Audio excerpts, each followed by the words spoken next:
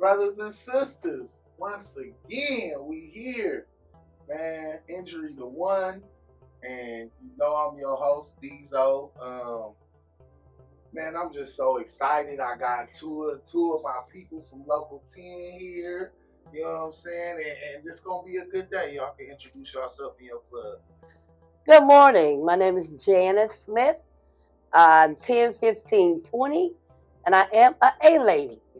And I am a lady of all around the port. I learned a lot. I don't like being steady because I like to float around doing all types of jobs. And I am known down there for doing that. Right. So you floating around everywhere. My name is Newt, N-E-W-T. Full name, David L. Newton. Depending on how you know me, they call me Newt. My plug number is 101386. Rank and file, A person.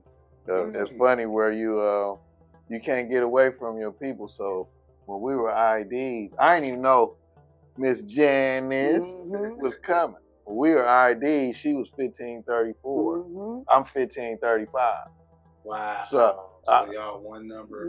Y'all got. Well, this is my part. This is my line part. 1534. I'm 1535. Right.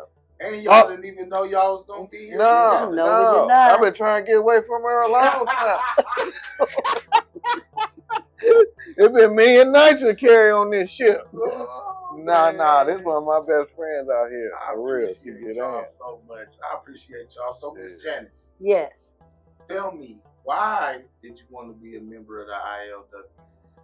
Well, first of all, I didn't know anything about the ILWU. I was working with East Bay Paratransit as a bus driver. And I just happened to go down, I live in Oakland, down Broadway to Embarcadero. And I saw my brother-in-law in line, and I asked, what are you doing in this line?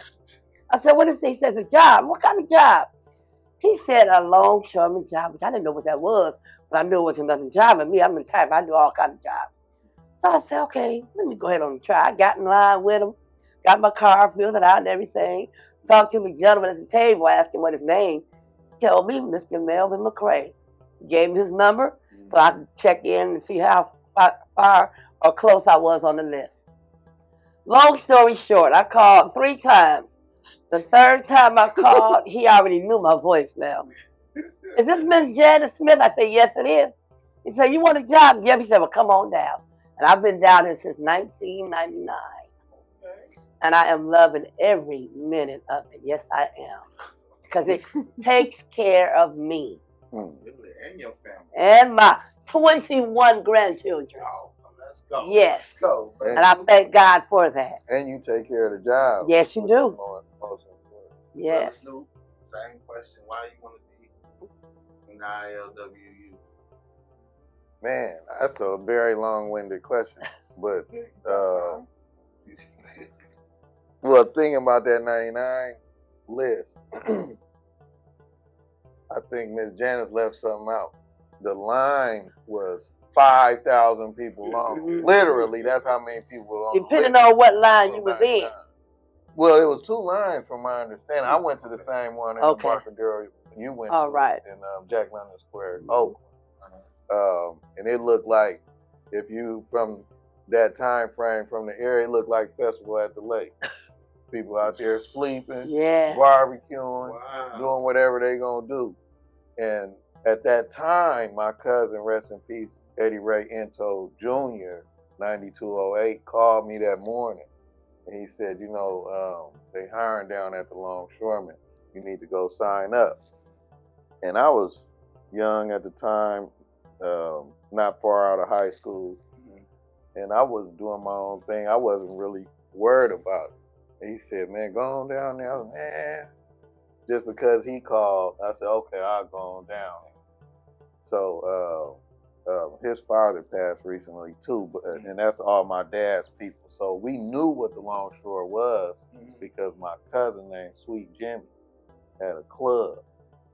Sweet Jimmy's mother and my dad's mother and sister. Oh. So we always knew what Longshore people were, and we knew what the Longshoreman was. never really thought about working there, but we had the exposure and the knowledge about it from Big Jim. We call him Big Jim. Yeah. Yeah. So now Sweets is down there. Right. That's my cousin. It's called something else now. Well, oh man, that's a whole story in itself. How he got undermined by gentrification. That's a very interesting story, actually. So, Sweet Jimmy owns this club, and if you're going back far enough, this all waterfront related. My dad and my uncle had civil rights activism, and they started this club called the Lamp Post. And Sweet Jimmy was a B man and a bartender, because you have to, and that's still true to today, because as you go up the ranks, you have to support yourself in different ways because you're not always guaranteed a job. So he was a bartender. So they decided to bring him in on that club, and eventually they gifted that club to him, and it became Sweet Jimmy. Oh. So now, fast forward 100 years, Jerry Brown is the mayor of Oakland, running for mayor, and he was very much, shout out to left-wing people that care about people, very much with us in the support of the civil rights movement in the 70s and ran for president. Right. Fast forward, he comes to Oakland, run for mayor. He's live. He went to Sweet Jimmy's and said, he owned the whole building. Okay. So in that building, you had the club, you had the restaurant owned by a black man, you had the dentist that was black owned, and you had a black cleaner. So Jerry Brown, he said, "Oh, this is beautiful. We need to promote this. Let people know. Vote for Jerry Brown." So Jimmy goes, "Oh yeah, of course." So about 2 months after he was elected, he came back. He said, "You know what? We're trying to revitalize this area. We'd like to buy your club. We'll give you $1 million." Big Jimmy say, "Well, it was appraised at $3 million, but it's not for sale." Jerry Brown said, "Okay." So then 2 weeks later, Alcohol Beverage Control comes. ABC, they want to check everything up to par. If you know Big Jimmy, he would sit at the bar and pay out his pocket for a drink. So all his paperwork is right. Yeah. Then the OPD come for noise complaint. Then the fire department come to check all the doors. So this was an ongoing thing. So to throw Big Jimmy off, what happened next? Jerry Brown put a charter school across the street in the ice skating ring parking lot. Mm-hmm. So now Sweet Jimmy's caters to longshoremen, which is an all-day thing. Yes. He opened up at 7 a.m. for breakfast, and the bars open, and then the club go into the club, and they there till 2 a.m. So with the school, he couldn't do things during school hours. Then they put a art and supply store next to the school that didn't close until 7:30, I believe. So now he can't cater to the longshoremen until after 8 when the bar can open now, because you can't operate during school hours. So all that being said, he ended up selling, and it cost my cousin his life, because that was his everyday thing. And after that, we think he passed from a broken heart in his house about a year later. So that's all waterfront related, and it's all Oakland City related. So you should know that. Sorry, but it went off topic a little bit.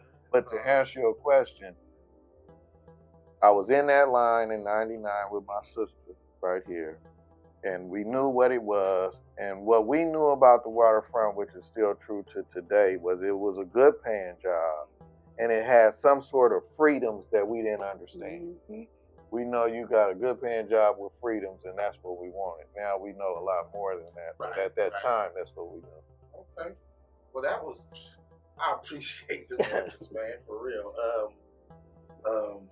I always say that, if it wasn't for my dad being in there, I wouldn't be here. So, you know what I'm saying? Thank God I didn't have to stand in no 5,000 line. You know what I'm saying? Thank the man upstairs for nepotism. You know what I mean? It's all right. It's good and bad in it. You know what I'm saying? And I always tell people, like, I want to leave something to my kids. Well, not to cut you off, that's not nepotism. Okay. He gave you knowledge about getting hired, but you didn't come in as a B person. No, I didn't. So he told you to go down there and you had the exposure, but he didn't give you a job to pay today over somebody that was more qualified. So that wasn't nepotism. Okay. Nah, so then there ain't nepotism, but it was on him. You was right on point. He did everything the right way. He was on his back. I'm just saying, because if he would have been in there, I definitely would have. So for sure. Whatever you call that, I really appreciate that. I appreciate the ILWU. That's why I'm doing this. I love to talk to people, and I love to see the different perspectives and all that. And I appreciate that y'all stories about why you wanted to be down here. So y'all ready for these questions, huh? Yes. So, all right. With y'all being 99 is almost 30 years. I know that. I didn't come in 99. I got on the list. 99. I came into the. I'm just saying. Yeah. Even with that being said, it's still a long time. Yeah. Like it's almost 30 years, right? Yep. So with y'all being long-time longshore members and members of Local 10, what fundamentally shaped your understanding about the impact of solidarity? What happened or what event made you realize how important solidarity is? I'm going to say the last June 10th team, I think right, that I went to, and the last Bloody Thursday, when we marched down the ramp at Adeline and what's that, 3rd? Adeline and 3rd. And I turned around and looked, and you saw all those thousands of people back there. Wow. That made me feel so good, and to realize that we're all on the same page. The solidarity with everybody just forming in line, wasn't no fight, wasn't no none of that. Normally when you go places, things break out. But this, everybody was together. I mean, we were all marching loud, hooping and hollering, blowing horns. I mean, the whole thing, that just made me really understand the little phrase, an injury to one is an injury to all. So when we're all out there together, you better know we're all out there together. Yes. And I felt that. That sounds oh, yeah. Power to the people. Yes. For real, it made me feel so good inside. It's like, for real, all these people, you just look back and I was like, oh Lord. Said being on one accord. Yes, that's it. That's all we need to do. Stick together. We will get something done. Yes. I totally agree with that, brother. What made you see solidarity, man? I love that word. Woo. Solidarity is everything. Solid, yes. Being solid, bro. Like, and it makes you feel good when you know. There's something about it. Like, man, you solid. When somebody tell you that, like, that's better than being a real whatever or this or that, man. You solid. That's right. Well, you know, with that fist, we say the one finger is me, the 2 finger is you, the 3 finger is us, the 4 finger is some of us, the 5 is all of us. Right, all of us. It's hard to break that. You break me though. Right. This a little bit more to deal with. Right. Yes. But ask me the question one more time. being a member of Local 10, being a part of the ILW. Yeah. Tell me something that fundamentally like changed you from the core, showed you what solidarity was. That was the question, because I went in a whole nother lane when my sister started talking about that marching and people out there. That's what it is. Yeah. That's solidarity. Yeah. In its entirety and its definition. But you said fundamentally check me in with the waterfront. I would have to give a shout out to our fallen soldier, and we just coming from Bloody Thursday too. Yes. And we spoke about him at the memorial. but I would have to say when Reggie Ross passed. Yes. Because he was in our group. He was 1574, I believe. And he was ID. And he went up on that ship and didn't go back home to his family. Okay. And the whole waterfront shut down. That was the first time I saw the waterfront shut down because of an injury or death on the job. And what happened? If you don't know the industry, I'll give you a little more details. But you go on the ship and you lash the container to the ship, and he's an ID, so he doesn't have a lot of experience, but it can happen to anyone. It's the last move of the day. It was on the day side, and the box wasn't down. The crane boss told the crane operator to pick up on the box and put it back down. Reggie's standing in front of the box, but it was lashed on the other side. So it acted like a rubber band and shifted, and he's standing there and it hit him. Yep. And he died because it crushed his pelvis inside, internal. So he didn't die on the ship. Right. He was alive when they pulled him off the ship, and then he passed in the hospital. So I would say when the port shut down and the seasoned members from the beginning, which would be us as IDs, to the highest level of membership, all felt that impact. Yes. And his father was a lineman. So you've seen that solidarity come together, and that hurt and that disgust of this can't happen this way. Right. I would say that probably fundamentally shaped my direction in the waterfront. And that's why they call it now Reginald Ross. And then they dedicated a terminal to Reggie Ross in Richmond, where you can go now, and his legacy will never leave the waterfront. Yes. Hey. Yep. And you don't really work there, but linemen go there. They have the cement ships. Yeah, but that brings me to a whole nother direction of lane, because now people will go to that job and get paid and not even know that that's a human. That's right. Like you see these names on these buildings, and it's just a building, or you take this job and this job is not just a job. You come on this job, our lives in each other's hands. Yes. So with our lives being in each other's hands, it brings a different skin to the game, if you will. So it's a culture. It's a job.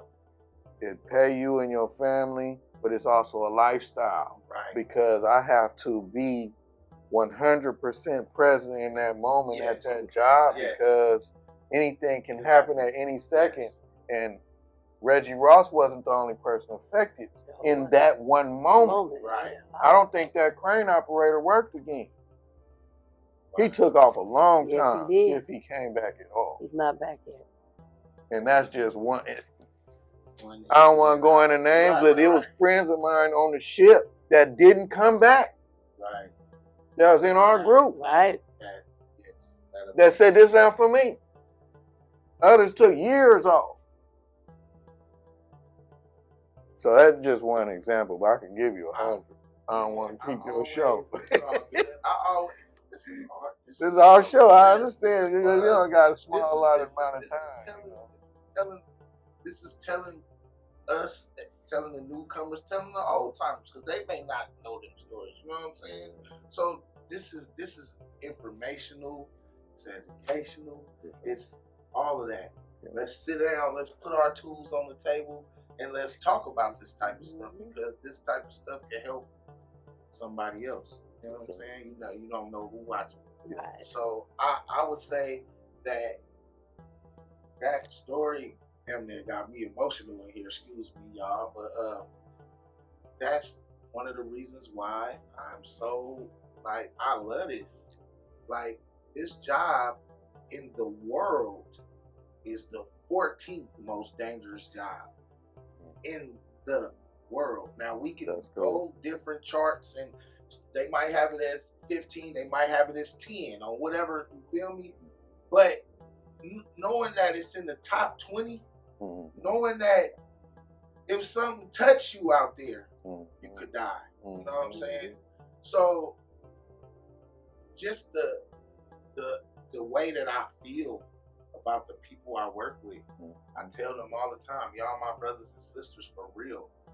Like I don't, you know what I mean? Because I want all y'all to go home. I want all y'all at the end of the night to make sure that you come back to whatever it is you got going on. Yeah. You left with all your faculties, I want you to come back with all your faculties. Yeah. That's one of the things where I feel like this is not a job, like you said. This is them show a lifestyle. This is who I am as a person. I tell people, you know what I'm saying, like I'm a longshoreman too. Hey, I may not work as much as y'all, but I get there because I'm in the door. Right. My dad always like, you get your foot in the door, I could go peacefully knowing that you got something that's gonna take care of you. And now I got a kid, so that's gonna take care of you and your family, and I could be at peace knowing that you in there. For sure. And one of the best jobs he say in the world. Well, you touched on something right there because you said it was so high ranking with most dangerous jobs, I think you said. Yes. And that's not only physical. Right. That's internal also. Man, you asked however many longshoremen on this podcast, how many longshoremen they know that passed away over the years. I bet you can't get a number. Okay. I bet you cannot get a number because it's so many. Right. 1 week last year, I think we lost 6 people. I mean, not 1 week, 1 month. 1 month. I think we lost 6 people in 1 month. And that's been going on since I've been down there. I don't even know how many longshoremen I know. Like some things are triggered like, oh yeah. There's so many. And also that touches into our ability to obtain insurance. Right. Because it is so dangerous. Right. So then you can't necessarily get the best health insurance, but that's why we have the best benefits. The best benefits. Yeah. Cadillac benefits because we actually need it. Right, yes, for sure. It's not because they love us so much. Right. But we in there every day with this diesel fuel. We in there every day. You don't even hear about the people ripping fingers off of their hand. I want on my finger. Right. But the cancer, yes. You see, I mean, it's shuffling. Exactly. Barely walk. Yeah. Exactly. This job does take a toll. So it's so they make it so you're eligible for sorry. It's it's emotional when you start talking about your loved one, and you can take yourself out of it, but just even like you a legacy because your father's a longshoreman, and then maybe my kids want to come into it, and then we know the dangers of it. We know the pluses and the minuses of it, and what we don't. Coming from our communities, a lot of times we don't have a lot of options. So then we can actually, in Oakland, California, 2025, you have to make $49.50 an hour to support the market rate rent. Dang. Most people have to work 3 jobs to get that. Or you need more than one person in your household. Alameda County, Oakland, Alameda County, 58% houseless, and it's 24%, I believe, is in Oakland. Mm-hmm. So it's real out here. Yeah. It's real out here. So we come to work, and we thankful that we have a good job that pays good wages. Should it be more? Of course. Yes. Of course. Of course. Because our lives is being affected in more ways than one. But I just couldn't let that. Like you said, it's the family too. So it's everybody. It's not just you with your work day or your workload. It's your family, how they're seeing you. And we can't even see our family. My sister right here, she commute to work. She come out, man, this woman right here, she's straight soldier. If I know I need something, there's not a lot of people you can call. right. If I know I really need something and she could do it, she gonna do it. Right. She commute to work. She come to work 5 in the morning. The job actually start at 7 or 8. She there at 5. Right. Then she work a whole work day and go home. By the time she get home, she got to be tired. I don't see when she get home, but it can't be before 6 or 7 o'clock. Right. If she gonna work the day side. So then that's time away from the family. So, you know, we have a lot, but we need a lot more. Yeah. Well, you know, the solidarity is what's going to get that. Us sticking together is what's going to get that. Us fighting for one another. And I appreciate everybody that's fighting for one another. I mean, and I'm talking about the whole thing. I said on one episode that people from Canada, people from San Diego, people from we all will be standing out on our respective ports for the same exact thing. We'll all be out there. Doesn't mean that we know each other, but we know what's going on. All right, so y'all, now with y'all experience and stuff, then think about this question. So considering, right? Considering the industry, the whole maritime industry, right? And the local, what challenges do you think that the members will be facing in the future in real time, like right now? What type of negotiations are, you know what I'm saying? What do you think that the union is going to face, especially local 10? Well, one thing I can say, and I know everybody hears about it and talk about it, the animation.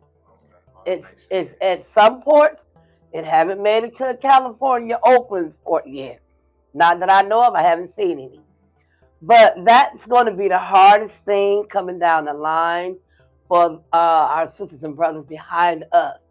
Because I hope to be retiring by then. Yeah. So by that time, that's why I tell folks, if you don't know mechanic and you get a ticket for a mechanic, get it. Try to get it for the week. Because you learn stuff every day.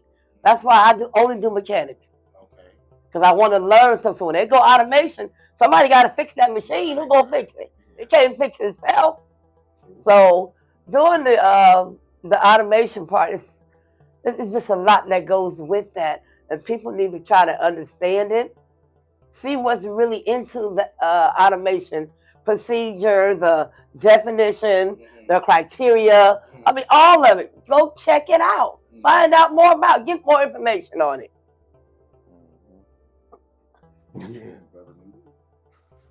So Jen just preached the gospel on y'all. I hope that resonate, because everything she said about protecting yourself in the job with that mechanic and that AI, and it's actually a working port in Los Angeles right now.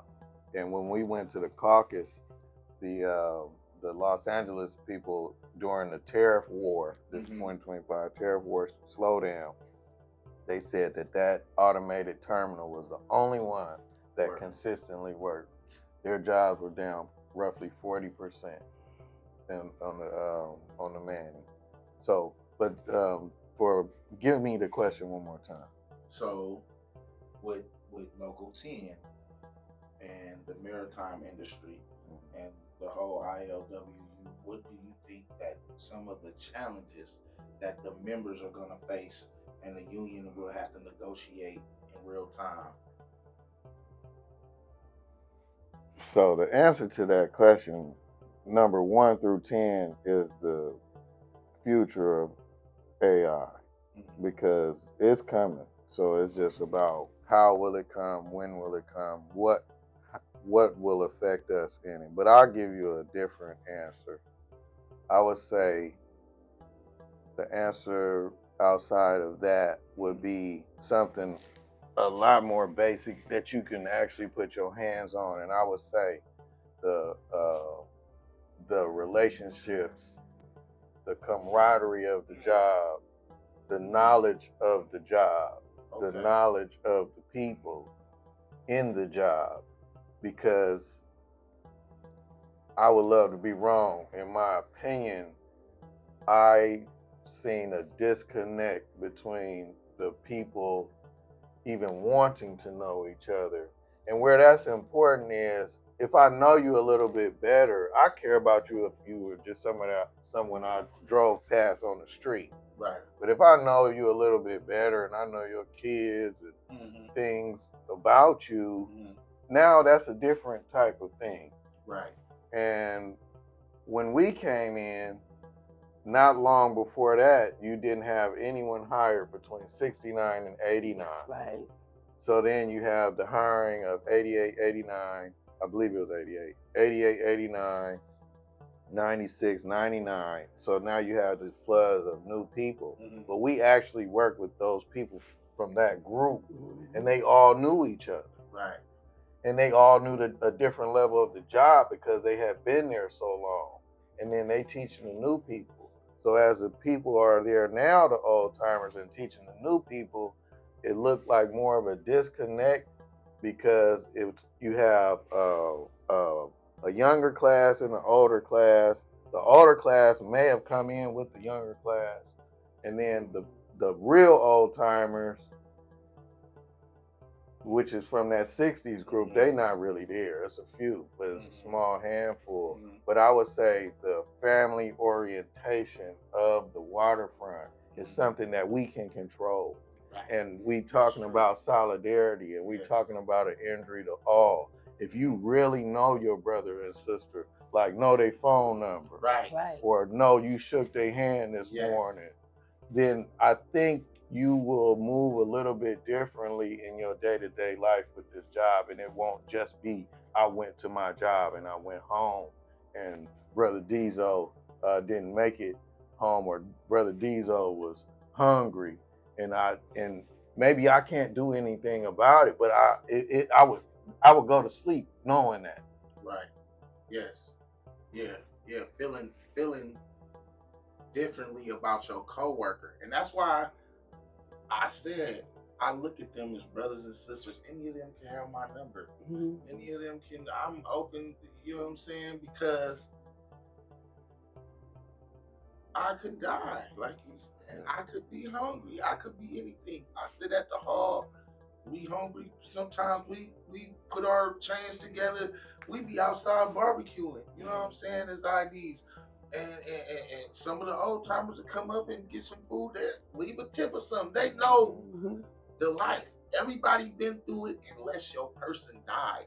That's why when you said that you come in as a B, I don't feel bad about that nepotism.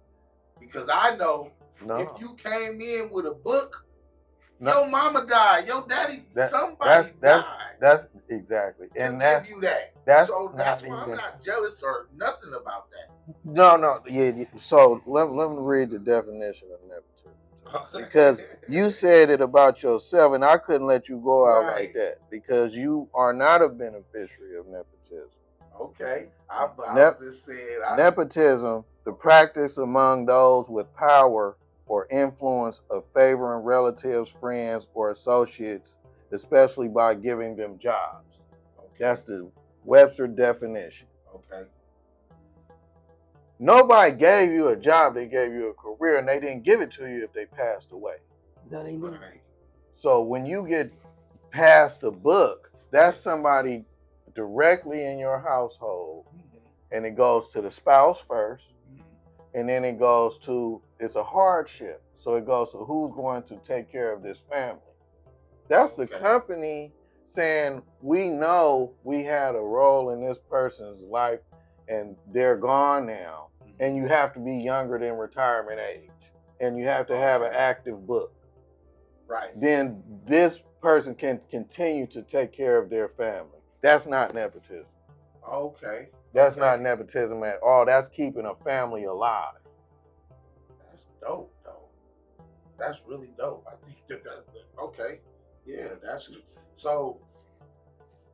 But I see people. I would think that sometimes when you see somebody that comes in like that, and an ID might be sitting there and been sitting there 3 months or whatever, and haven't had a job or whatever, and this person come in and they have a book or whatever, their feelings might be like, oh shit, like, you know what I'm saying? They need to get over it. But because this person been through things that you don't understand. Right. And I say, I wouldn't want that person to think, because that means that my dad passed away.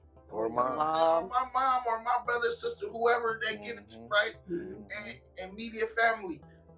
I had a funeral, I had a whatever, and now I got a book. Well, I think I'd rather have my person. Yes. Than that well, book. Not only that, with the legacy, so we have the ID process, and you know your IDs that you come in with, y'all working with, y'all starting to learn the job a little bit. This legacy person just went through an extreme trauma, and then thrown straight into the frying pan to work, driving tractors. Oh yeah, yeah. And anything else that they can get. Right. So they don't even know the job at all. They don't know the people in the job.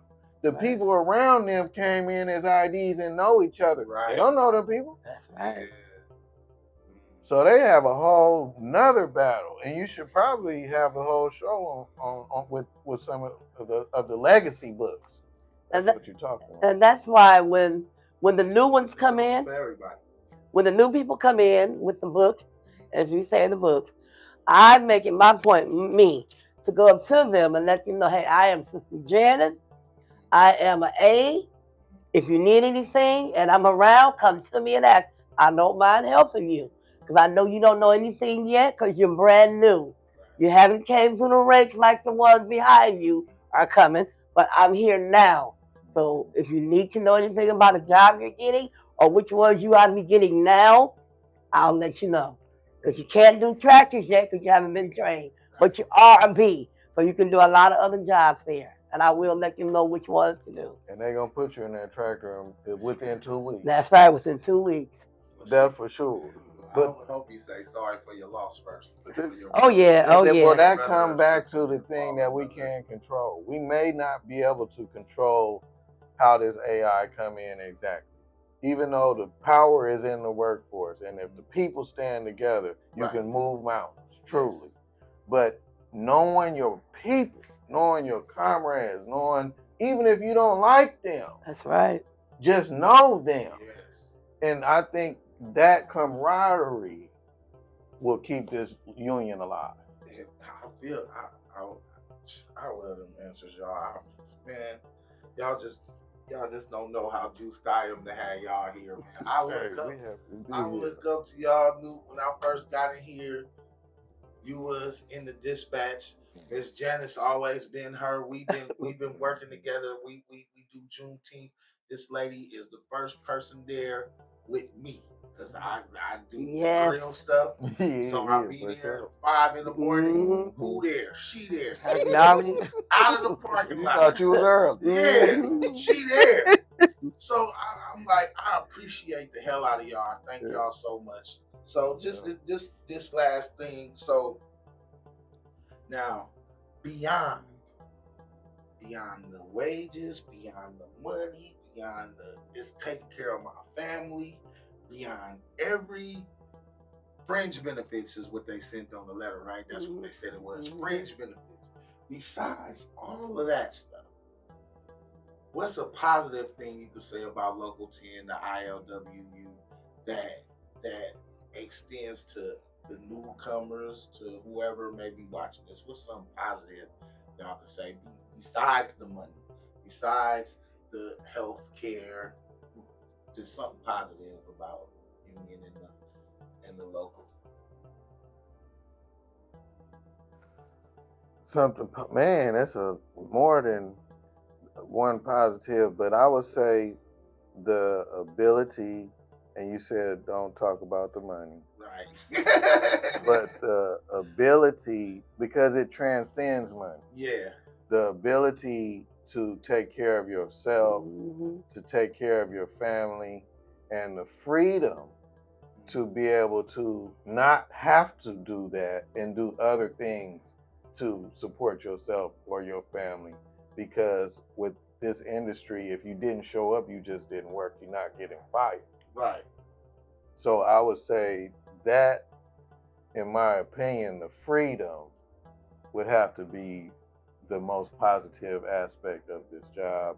and with that freedom, also the option to get to know the people of our community. That's dope. And I would say the stability. I know you probably said the word, but I wasn't listening. Of you being able to get yourself up, get yourself in a form of shape and fashion, set yourself up to where you want to feel comfortable when you're working, because you're doing it for you. There's nobody out there giving you a handout. You're out there giving yourself a road to go down, a path, a straight path. You can keep your mind on, hey, I got to do this for me. I can't worry about who did, they did, what I did, and what they didn't do. Now I have a job. I got to keep myself focused. I got to keep positive, and I got to have love in my heart, because the waterfront, no joke. They gonna say certain words that you ain't never heard before. They're definitely gonna say them. So don't get offended, because that's the way the waterfront is. Accept it and keep moving. Don't stop, because now you lagging. Now you're gonna be in a mall like, oh, why they call me that? What? Right. Keep your mind on what you're doing. Keep your heart clear, and stay focused on that line. You're gonna make it. You're gonna make it. You wasn't listening no way when they were talking crazy. I never do. Walking straight. Hey. None of that.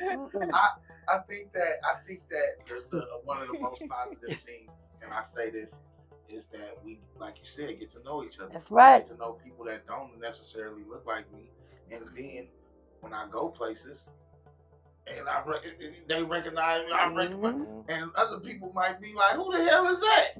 But that's my brother. You know what I mean? And they like, that is not your brother, but they don't know that the bond. That's right. So, truly your brother. It was a time when I'm a senior member or you a senior member, and then we catch you in a restaurant or something, you don't even know your bill was paid. Yeah, that just happened to me the other day. That just happened to me. If that's not my brother or sister, I don't know. Yeah, I got ready to pay the bill. The lady told me your bill was paid. Oh, by that brother.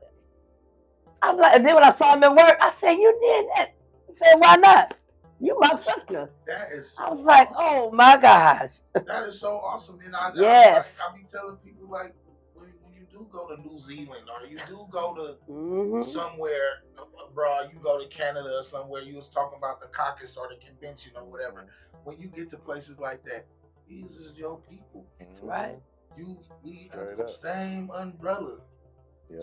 So with that being said, y'all, I hella appreciate y'all for coming. Thank you. Man, y'all show love.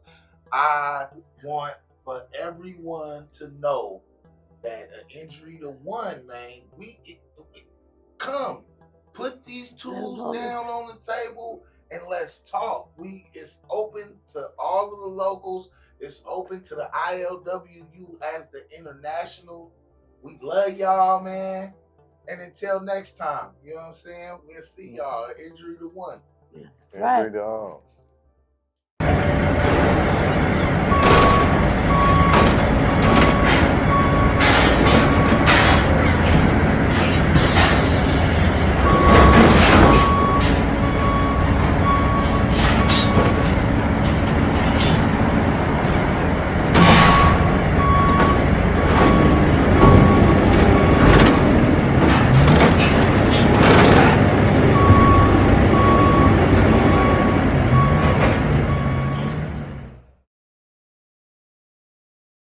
Brothers and sisters, remember to stay safe out there, because an injury to one is an injury to all.